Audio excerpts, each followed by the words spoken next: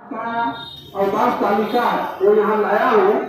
हम लोग जब वशिष्ठ मंडल जाएंगे तो आप सभी लोग एक एक अवकाश तालिका यहाँ से प्राप्त कर लेंगे। और प्रखंड से आए हुए भी जो हमारे प्रखंड अध्यक्ष और सचिव हैं वो भी नहीं जाएंगे, वो भी उपस्थित रहेंगे। सदस्यता रसीद आ चुकी है, धरना पत्र मौजूद है। वहाँ से आने के बाद अपने अपने हिस्सा का सदस्यता रसीद को लेते जाएंगे। अब मैं अपनी बात को शुरू करता हूँ।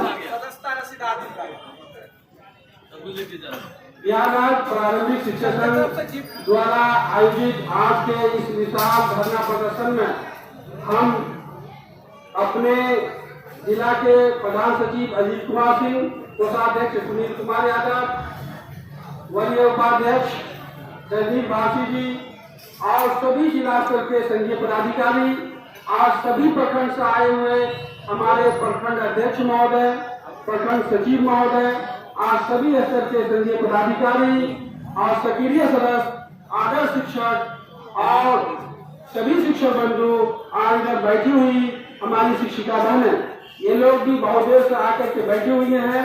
हम सबका दिल की गहराई से हार्दिक अभिनंदन करते हैं और स्वागत करते हैं और खैर मुकद्दम करते हैं। इस शेर के साथ तो मंजिल उन्हीं को मिलती है जिनके सपने में जान होता है, पंख से कुछ नहीं होता, हौसलों से उड़ान होता है।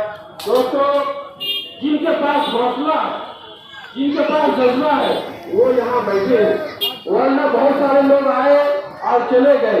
3 साल के बाद ये पहला कार्यक्रम है, फिर भी बहुत सारे लोग आए और चले गए। जिनके दिल में कुछ ललक है पाने की, जो समझ रहे हैं कि आने वाले भविष्य हमारा क्या होगा, वो यहाँ पर बैठे हुए हैं।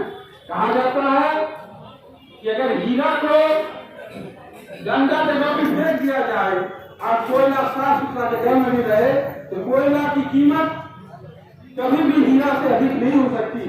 जो लोग यहाँ अभी बैठे हुए हैं वो लोग हीरा हैं। आपकी कीमत बहुत अधिक है और आप ही की बदौलत ये संघ संघर्ष करेगा और इसको जीतेगा। संघर्ष में बहुत अधिक ताकत है।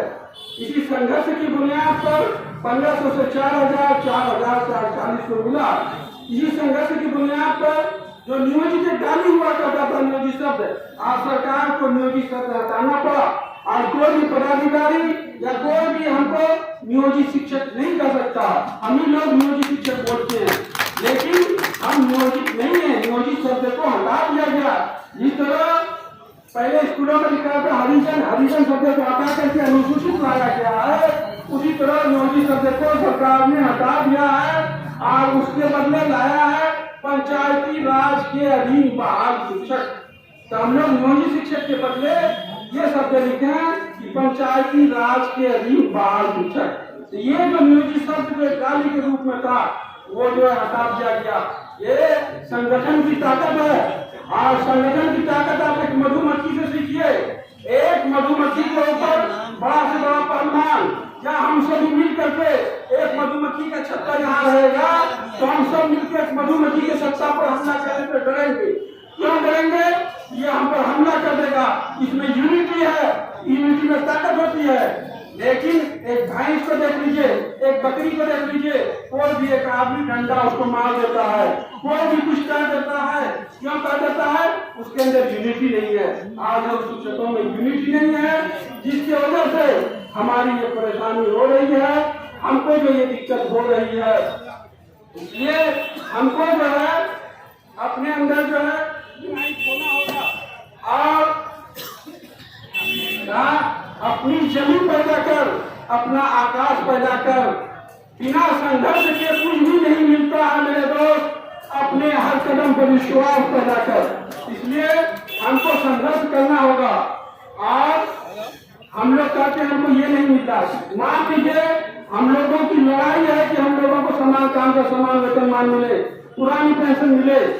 किसी को जाना है, मंजिल हमारी पटना है, पटना जाना है। अगर हम जो है 4 चक्का से जाएंगे तो हम 4 घंटा में पहुंच जाएंगे। अगर हम बस से जाएंगे तो 8 से 12 घंटा लगेगा। साइकिल से जाएंगे तो 4 दिन लगेगा। अगर हम पैदल जाएंगे तो 8 दिन लगेगा। अगर सोए रहेंगे यहाँ पर क्या दिन लगेगा? जिंदगी लग जाएगा। इसलिए अगर अपनी मांग नहीं करिए, हम सोए रहेंगे और ये उम्मीद रखेंगे कि हमारी मांगें पूरी हो गई, तो पूरी नहीं होगी।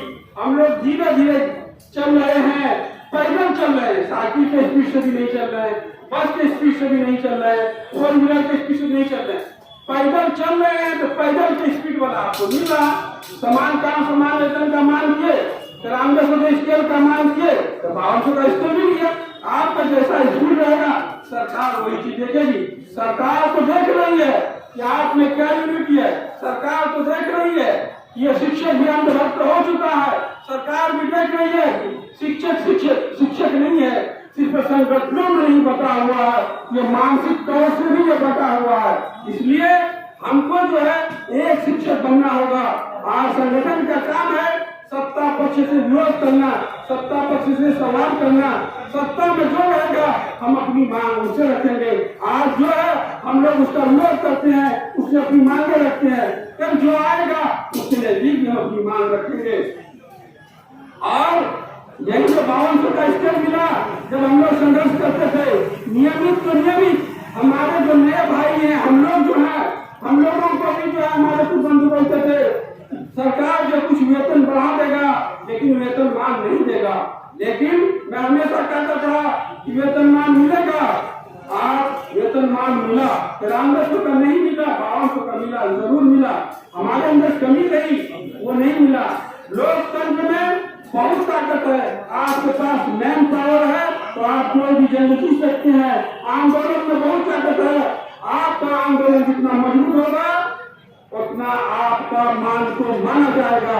हम लोग पटना भी जाते हैं लेकिन सरकार सर्वे कराती है कि कितने लोग पटना पहुंचे, देखो कितने लोग अररिया जिला से सीएम लिए हैं।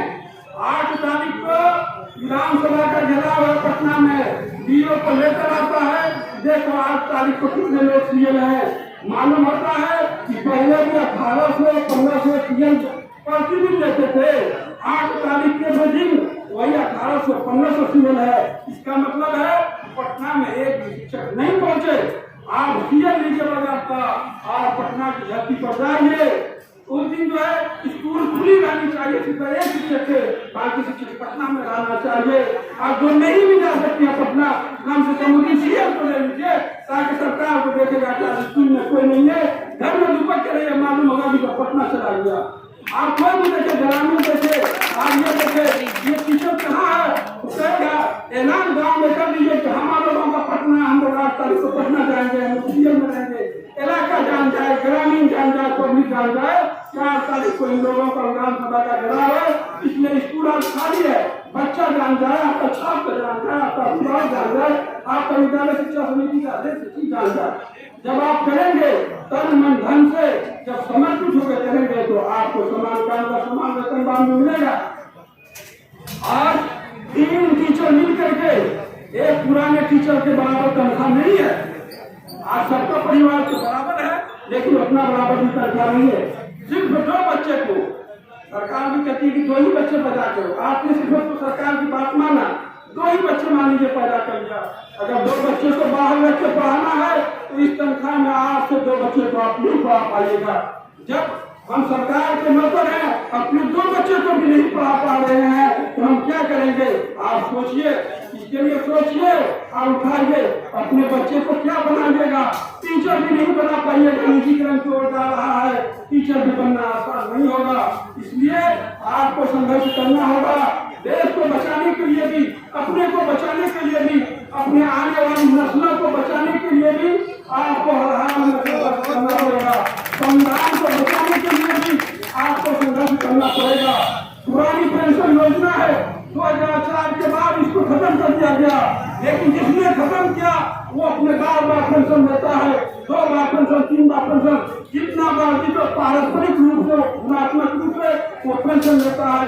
जो टीचर 60 साल तक बच्चों की बीच में रहता है, समाज के दबे कुचले लोगों से बच्चों को शिक्षा देते, महान और उच्च काम के बीच शिक्षा देने का काम करता है, उन लोगों को भी जो है वो वंचित रखा हुआ पुरानी पेंशन योजना से। एक बात जान लीजिए, अभी जो आपको पुरानी पेंशन योजना है ये मत समझिए कि नया पेंशन मिला।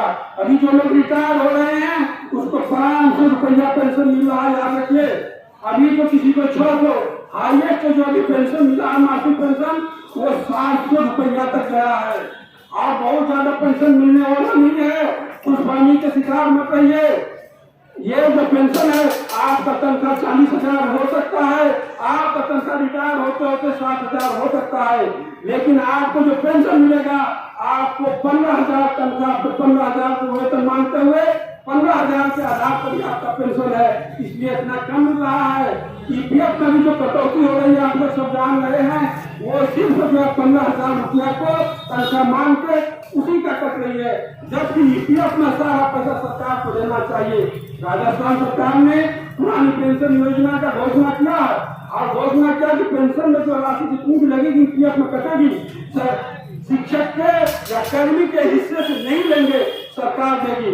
यहाँ से सरकार हमारे हिस्से से भी पैसा काटती है, कुछ आधा वो देती है, आधा हमसे लेती है, फिर भी वो 15,000 तनख्वाह पर ही हमको ईपीएफ देती है।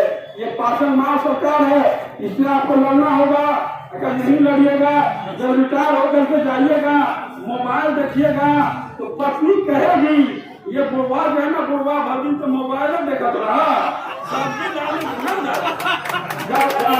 सब्जी आने दो ना, आपको मोबाइल में पैसा नहीं है, सब्जी लाने जाएगा तो कहाँ है कि नहीं।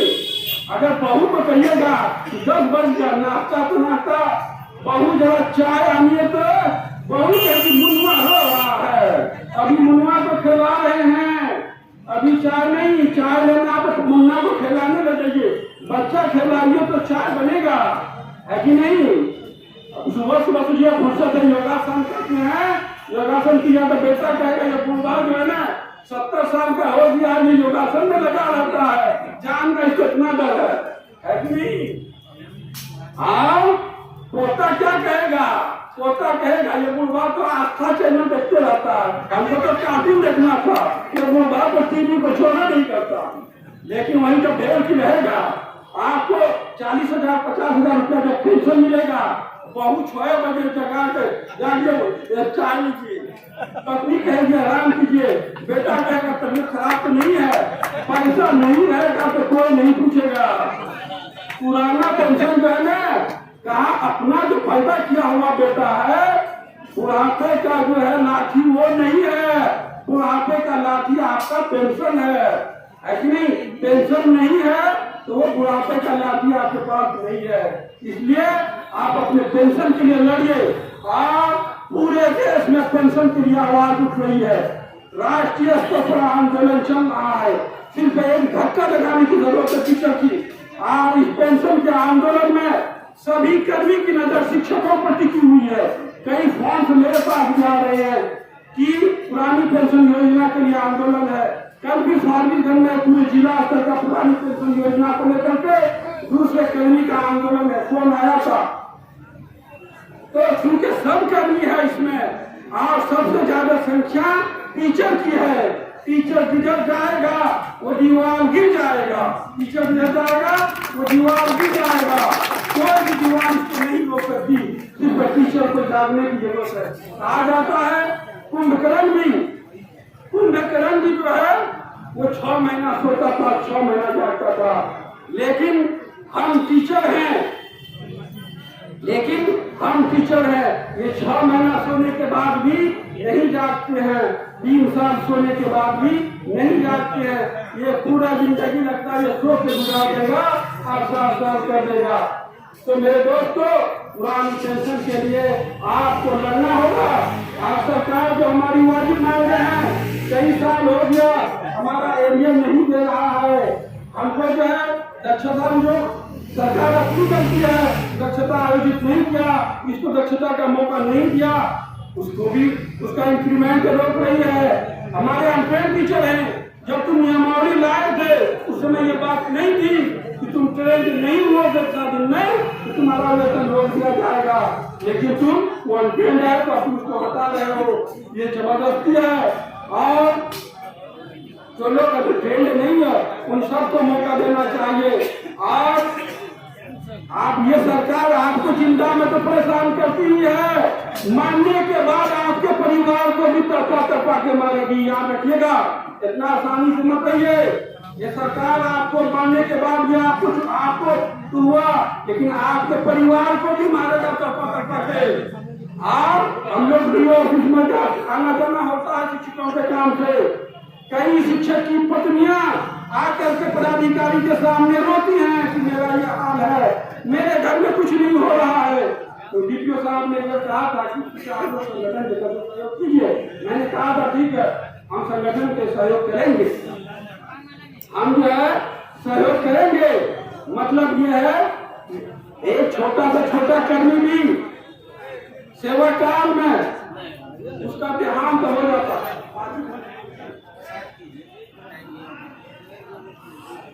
सेवा काल में जब उनका देहांत हो जाता है तो उनको जो है 4 लाख रुपया सबको देने की बात है। लेकिन हम नियोजित शिक्षक अभी 6 दर्जन हो गए हैं, लेकिन उनका एक भी ऑफिसर को 4 लाख रुपया भी नहीं दिया है। उनका जो है भरण पोषण उसके परिवार का हो सके और आश्रित को भी अनुकंपा नहीं दिया जा रहा है। पहले तो अनुकंपा खत्म किया, संगठन लगा तो बड़ा अनुकंपा देंगे, लेकिन 2 शर्त के साथ देंगे। 2 शर्त क्या लगाया? 2 शर्त ये लगाया कि हम जो है वो टीटी पास होना चाहिए और ट्रेंड होना चाहिए। टीटी पास हो और ट्रेंड भी हो तो ऐसे ही नौकरी मिल जाएगी। लेकिन टीटी पास भी है, ट्रेंड भी है, फिर भी नहीं मिल रहा है, करता रिक्ति नहीं। जब रिक्ति भी नहीं है तो सब कुछ का भटक लेना है। अनुकंपा का मतलब है कि फौरन उसको कंसिडर करो। कई लोग दोनों शर्त पूरी करने के बाद भी रिक्ति नहीं की वजह से उसको अनुकंपा की नौकरी नहीं दे रही है। इसीलिए कई चिंता को चिंता, आप जब मर भी जाएंगे तो आपके परिवार अनुकंपा के लिए, अनुदान राशि के लिए 3 साल हो गया नहीं मिला, परेशान रहेंगे। इसके लिए अभी लड़िए, अपने लिए लड़िए, अपने नस्लों के लिए लड़िए। लड़ना होगा और संघर्ष नहीं कीजिएगा, जागिएगा नहीं तो मुश्किल है, ये मुश्किल है। हमको संघर्ष करना होगा, लड़ना होगा। समय कम है, बातें बहुत है, इसलिए मैं अन्य मुद्दों पर चर्चा करना नहीं चाहता हूँ। मैं यही कहूँगा कम से कम जितने लोग यहाँ मौजूद हैं वो पटना की धरती पर जरूर उपस्थित हों। वोट पे हम लोग हैं, लेकिन हम लोग पटना नहीं पहुँच पाते हैं, हम लोग नहीं जा पाते हैं, यहाँ भी नहीं आ पाते हैं। शिक्षक हर एक का फर्ज है, हर एक शिक्षक का कर्तव्य जो यहाँ उपस्थित है उनका दायित्व है, उनका कर्तव्य है कि वो उन लोगों पर जाकर ये खबर पहुँचा दें, उन लोगों को भी समझा दें, उन लोगों को बुझा दें वो क्यों नहीं आए, उन लोगों को भी कहीं न कहीं तो यहाँ नहीं आ पाए। ये उनका कर्तव्य है। जो हम लोग यहाँ बैठे हैं, हमारा कर्तव्य है कि उन लोगों को भी समझाएं, उन लोगों को भी समझा बुझा करके आंदोलन में लाएं। इसी के साथ मैं अपनी बात को खत्म करता हूँ। जय शिक्षक, जय शिक्षक संघ। धन्यवाद। यहाँ पे सभा चलती रहेगी, आप लोग यहाँ उपस्थित रहें। हम अपने मन संचालक महोदय का करते हैं, आग्रह करते हैं वो जो है जो अवकाश तालिका है इनका मिश्रण इस अवधि में आप कर देंगे। हम लोग चलेंगे, कुछ हमारे जो जिला कमेटी के लोग और परिषद अध्यक्ष लोग उपस्थित हैं वो भी साथ चल सकते हैं। धन्यवाद।